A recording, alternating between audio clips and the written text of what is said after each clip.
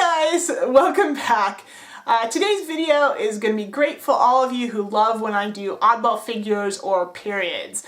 I'm going to be painting a model from the Franco-Mexican War, or sometimes known as the Maximilian affair. And just a little background for those who don't know, because I had to look it up too. Basically, this was a conflict that arose in the early 1860s because Mexico had taken out a lot of loans from European countries, and they got to the point where they were too poor, they weren't really able to pay them back properly.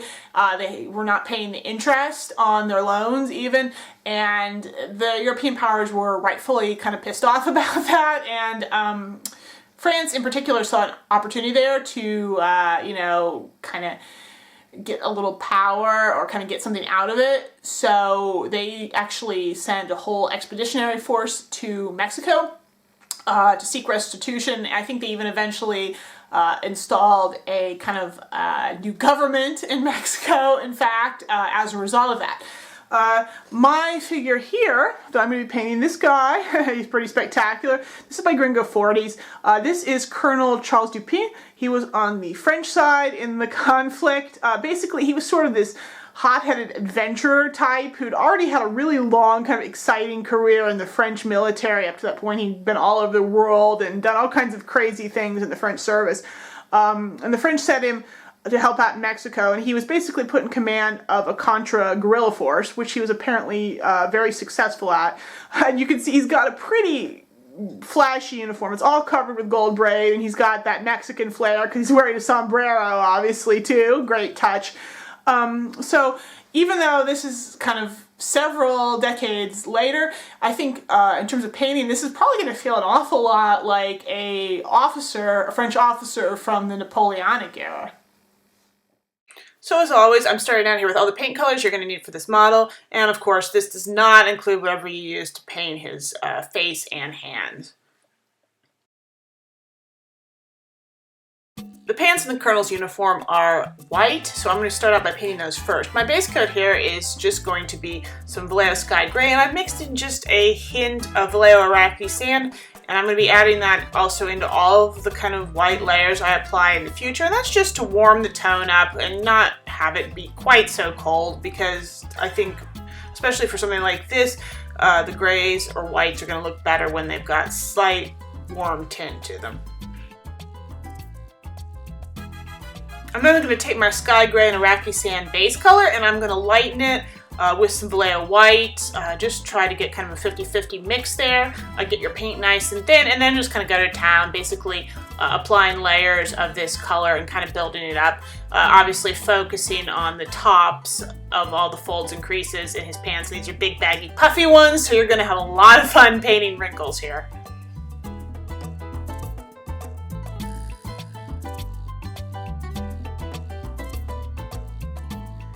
Next, I'm taking a layer of white, which I've just cut ever so slightly with the Iraqi sand here, so it'll be slightly warmer, and I'm applying that now over top. This is kind of my primary high highlight layer, so I'm going to be applying this multiple times, kind of over top of itself, and really building it up on all of the really prominent wrinkles and creases in the model, and really spending probably the most time as far as layers go on this particular one.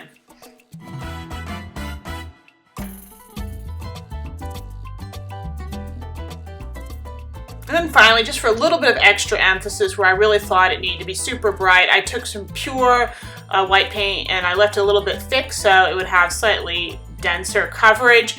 And then I just kind of applied that to a few kind of choice areas of the pants, like the backs of his calves and the fronts of his knees, and places like that where I want it to really look like there's a lot of really bright light hitting.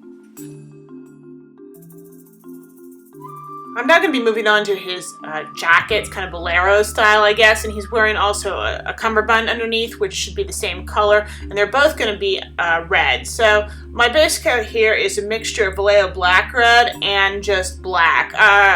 For a long time I found that I wanted to do my red with a base coat of black red and then build up from there. But recently I've started to realize I get a deeper, richer color and just more tone and contrast if I actually start from an even deeper color. So that's why I've taken to making my base shade also include some actual black in the mix.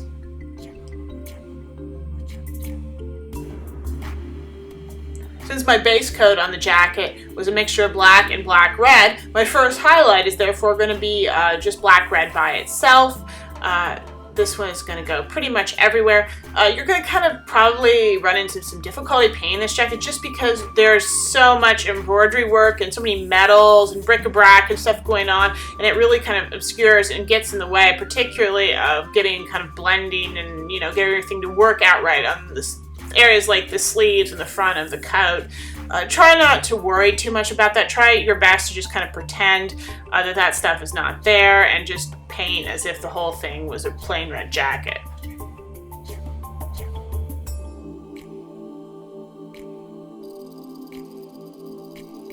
My second highlight is going to be a 50-50 mixture now of the black red and some Citadel Mephiston red. And I'm just going to start now building it up kind of in layers. And, you know, really starting to focus on wrinkles and creases and folds. Red like this looks really, really nice when you have a really big range of shades, so that you can really see the really dark blacks at the same time the really brights in other areas that you know, that it really builds across the whole range of colors. Some other shades, I don't think that looks as good. Like, if you did that with white, it would look weird and it would not look like white. It would look more like gray or something else. But red is one of those colors where you really can build across the whole range from super dark to super light and get a really nice effect. So, you know, whenever you can, you want to take advantage of that as much as you possibly can.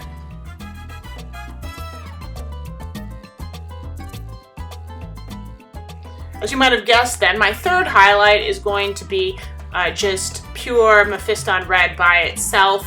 And I'm now really starting to emphasize those wrinkles and folds. It's a really big sort of flat area there on the back of his jacket where you can really have fun kind of building up some really subtle kind of color gradients, which is something that's really, really easy to do with red paint because it's kind of transparent and it builds up slowly, so you can just keep adding layers and blending it out a little bit, and you'll get this really nice, smooth, pretty transition without too much effort. I don't know why, but with red, achieving that effect always seems a lot easier than with some other colors. We're getting that sort of nice smooth gradient kind of from dark to light. It just doesn't seem to always come as easily.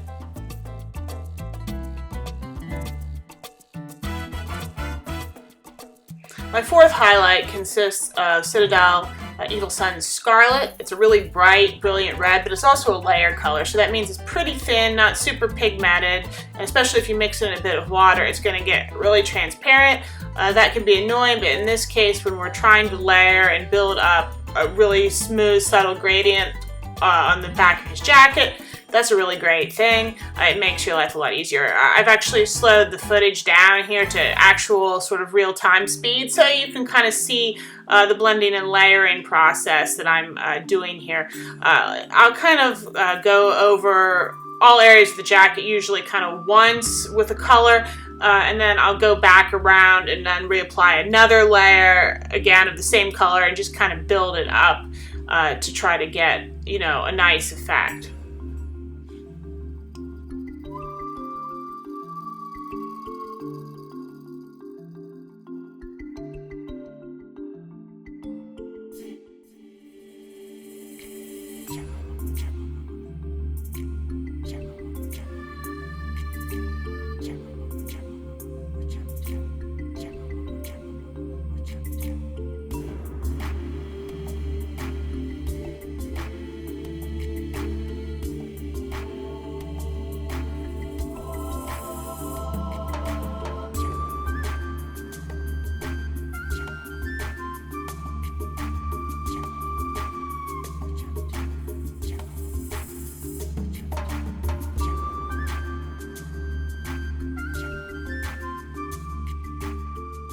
To finish off the jacket, I'm going to take some of that Evil Sun Scarlet and I'm going to mix in just a little bit of the Iraqi sand to get kind of a warm pinkish shade. And then I'm going to just barely touch, really just hit some of the most brightest, highest areas of the jacket with. You can see I'm applying it very sparingly here, just a hint. It really adds sort of an extra level of emphasis and brightness, but you have to really be careful not to overdo this, because if you do, the whole thing is going to come out looking pink instead of red, which is really not what we want. So you really just want to apply this in very, very thin lines and keep your paint, you know, very transparent so the effect isn't too pronounced.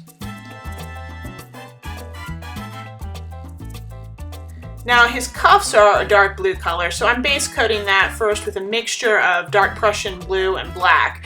While I'm working on his cuffs, I'm also going to start painting the ribbons for his medals. I'm not going to go into a lot of detail about really how I did that. Just you want to use a mixture of various colors. I'm using some of the blues from his cuffs, but also some reds. You probably want to use some yellows, greens. They're such tiny little areas. You can really dot the color on, so I don't really feel like, you know, there's enough really going on for me to bother discussing it.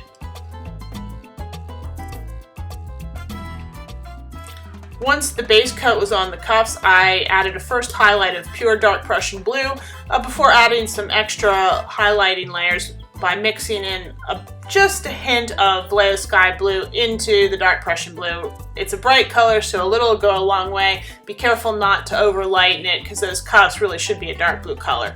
But back to those ribbons for his medals, you may want to add a bit more light blue into some of the paint you're using on those, just so you can get some, you know, lighter blue bits there. But that, like I said, that's really up to you how you decide you want to paint his medal ribbons.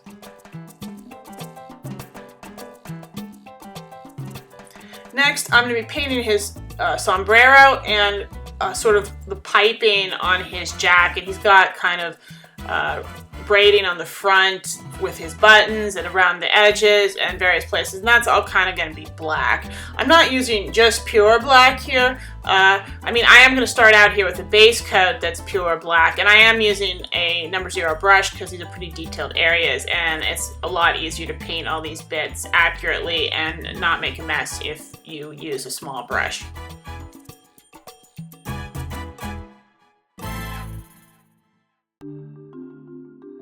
Next, I'm going to be taking some of my dark Prussian blue and mixing it into that black base coat, so I get kind of a black-blue color. And then I'm going to take just a hint of sky gray to lighten it ever so slightly, and that's going to form the first highlight on all of the black piping and also on his sombrero.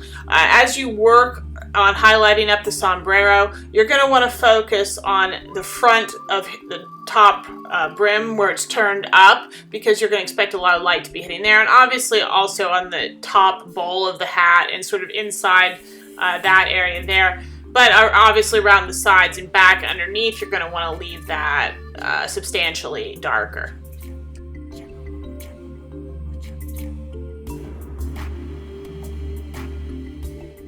I then continue to add several more highlight layers to the piping and the sombrero, just by mixing in increasingly large quantities of the sky gray into the tone that I already had. The lighter gray colors are obviously going to be more important on that piping because those areas are small and thin. Even though they're black, you're going to kind of want to highlight them above what you think would be natural, because you need that to make them stand out, and especially to make the details and the little curly cues and knots on them really pop out and, you know, get some definition. As far as the sombrero goes, it's a big area and with a lot of smooth surfaces, so you're going to want to be a little more careful there. You're not going to want to apply as much paint, you're not going to want to put it on as thickly, and you're not going to want to highlight it as high as you do the braiding and piping. So just try to keep that overall a little bit darker, and just make sure that your highlights are a little bit more subtle there.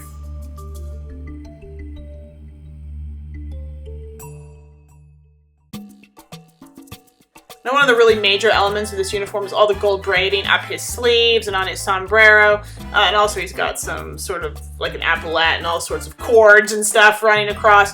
I'm base coating all those areas using Vallejo Leather Brown. I've got a small No. 0 brush, and I've watered my paint down quite a bit.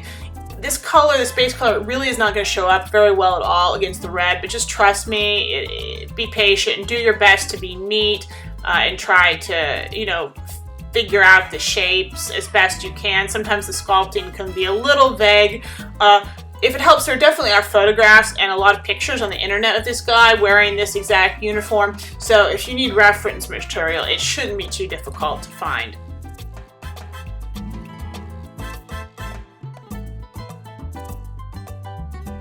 If you hadn't guessed already, I'm going to be doing a sort of non-metallic metal technique on the gold braid, just because I think a real true metal color on here would look really strange and silly and out of place.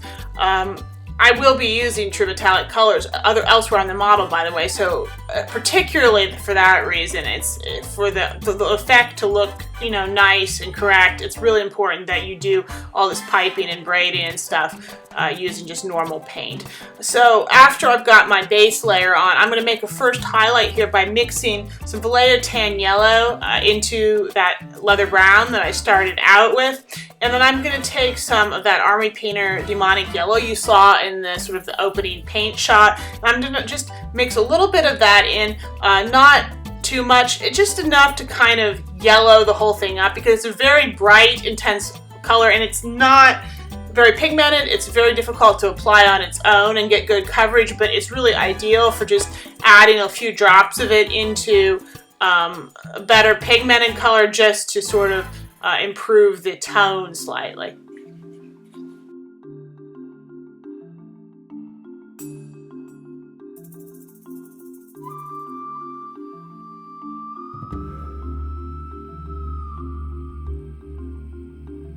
My second highlight layer on the gold braiding now consists of pure tan yellow, and again I've mixed some of that demonic yellow in just to get more of a bright yellow tone. And I'm again just going to be each time carefully going over all of the braiding using a real fine brush, keeping my paint really thin and just trying to chase those shapes.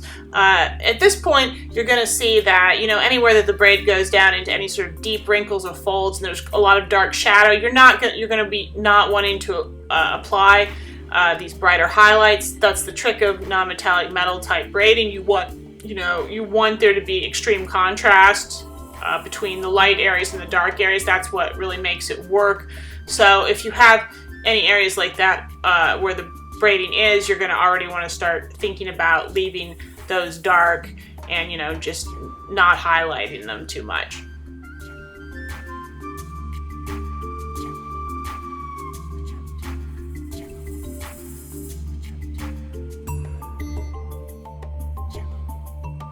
Now I'm applying a layer of Vallejo beige. Again, you've got a little bit of that demonic yellow in there. It's a very light, pale cream color.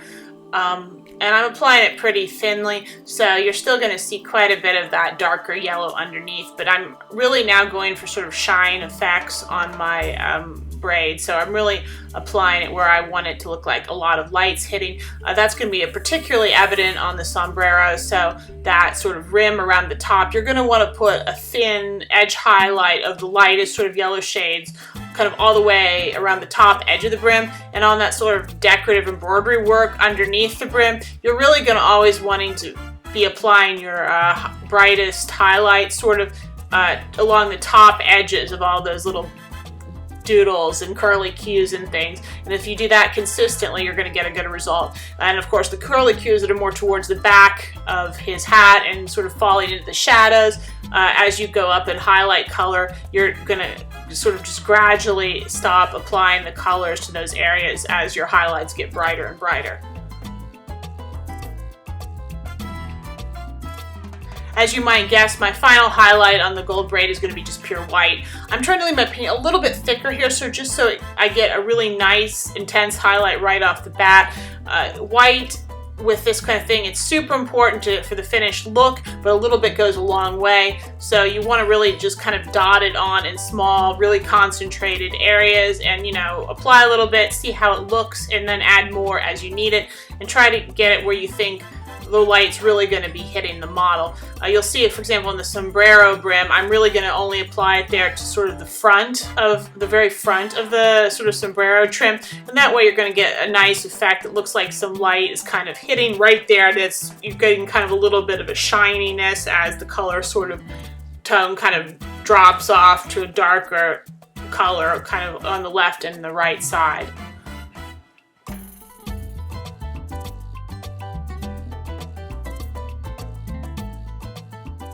Now, Dupin, we know pretty much exactly what he looked like from photographs. So he actually had a really big bushy white beard at this point. So that's what I'm going to be painting next. I'm just going to start out by base coating that whole area of his hair and beard using Vallejo Sky Gray. After that, and I don't show it on camera, you're going to want to go in with a Nuln Oil wash from Citadel and just kind of carefully apply that too, just to help build up some extra tone down in all the recesses.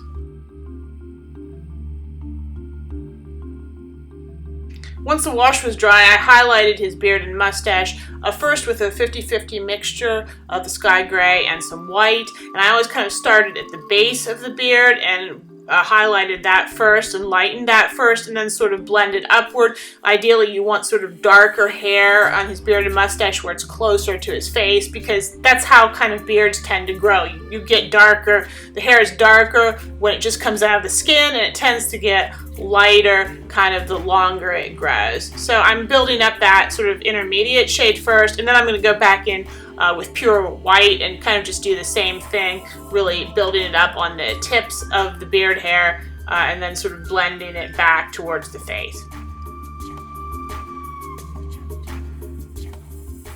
Now to paint his boots. I've opted to do these in a nice brown color, so I'm just going to start out with my usual base coat here of Vallejo German Camouflage Black Brown. He's also got some straps which are attaching his scabbard to his belt, and I'm going to be doing those in the same brown leather color.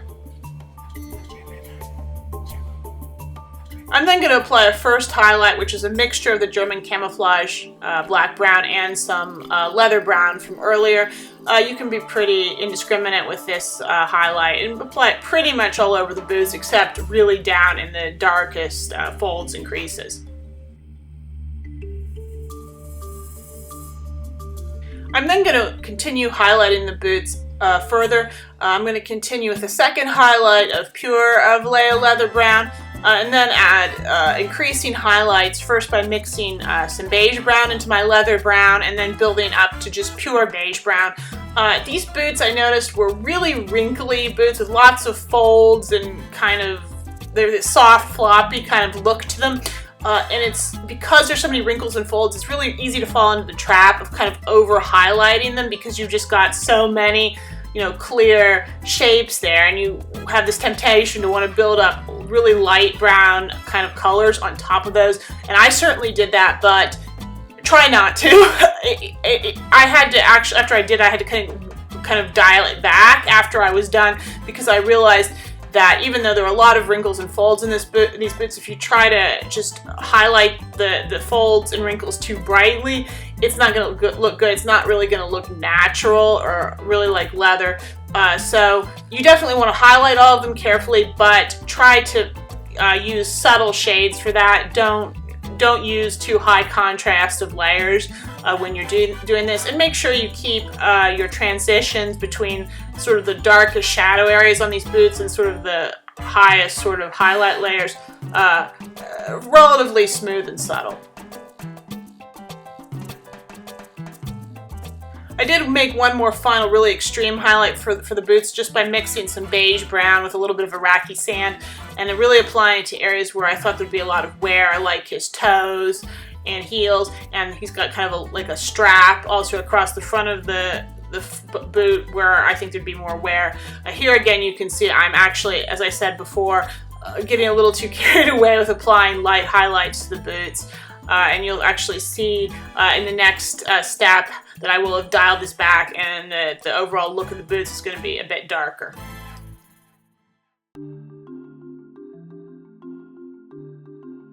Now I'm painting sort of the gold metal areas on this model.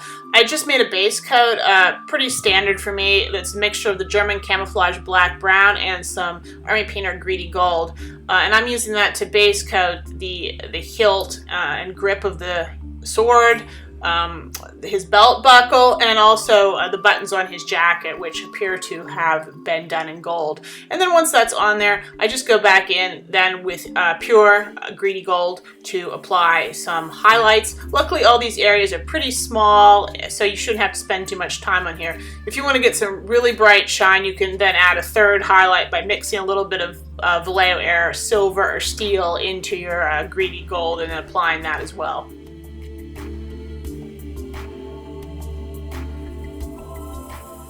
Finally, it's time to tackle the steel and silver areas, and that obviously includes the blade of his sword and his scabbard, which is also sort of a silver steel color, but also his spurs are going to be steel and silver, and as far as I can tell, all of the medals he's wearing, I don't think he actually has any gold medals. They're all silver colored, so you're going to want to paint those as well. I just made a base coat here by mixing some Vallejo-era gunmetal with some black, so to get a dark metallic shade, and just applying that up to all those areas as a base coat. Then once that was on, I made an intermediate shade, again, by just adding a bit more gunmetal in and building it up. And that's not so important for places like the stirrups or his medals, obviously, but on the larger areas like the sword blade and the scabbard, it's handy to build up some intermediate layers, so that's why I did that. And then I moved up to just pure gunmetal, kind of doing the same thing, highlighting those areas, particularly focusing on them with the tiny areas like the metals. You don't need to apply all those layers. You can just kind of apply the base and then kind of skip to the brightest highlight layers if you want. Then finally, I grabbed some Vallejo-era steel, and I used that to apply really bright, extreme highlights, primarily along the cutting edge of his sword, obviously, because you want that to be really bright and shiny. You're not going to want to apply lots of bright highlights to this spurs, for example, because you kind of expect them to be a little bit darker, though maybe you want them to be shiny on him, I don't know. And also on the scabbard, I didn't feel the need to really highlight that super brightly, but you're definitely going to want to apply a lot of that bright silver to his medals, for example, because obviously you'd expect those to be really bright and really, really shiny, but that's really just a question of dotting on a little tiny bit of color in those areas.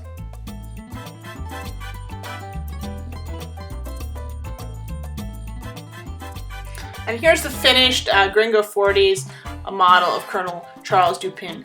I always enjoy painting their figures because they are, I think, slightly larger in scale, which usually fits better with my painting style, and they're also always very, very well cast and also very, very heavy on detail. They're always very precise in their sculpting and always really careful to get every tiny little detail and intricacy of the uniform there. That, in some ways, that can be frustrating if you don't want to have to paint every little tassel and sort of bit of gold trim on there, but the end result is always really nice, and it always means you've got a really clear guide to work from as you're painting.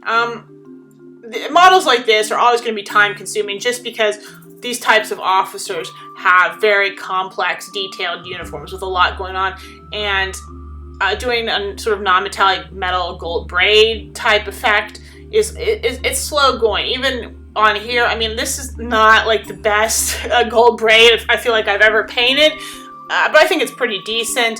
But even this was quite time consuming, I think, to do right. But I do really like the overall effect I've got here, and I really am happy with how the red, particularly the jacket, turned out, and I'm hoping that in particular will be helpful to some people looking for guidance on painting that color. Because, you know, I've done it many times before, but I feel like I'm always learning and improving and kind of evolving in my technique. And, you know, when I feel like, you know, I come up with sort of a new or better way to do something, I like to share it. So, you know, hopefully you'll find this effect that I got here as satisfying as I did. So anyway, if you like this video, of course, click the like button in the corner, share it with your friends, leave me comments down below with what you thought. Did you enjoy seeing this kind of wacky figure from a fairly obscure military conflict, or do you want me to go back to doing sort of more mainstream things? You know, I like to know kind of what your feelings are on that matter. And of course, if you haven't been following this channel already and you'd like to subscribe, please do that so that you can keep up to date on my kind of latest crazy painting adventures. So that's all for now, and I'll see you next time.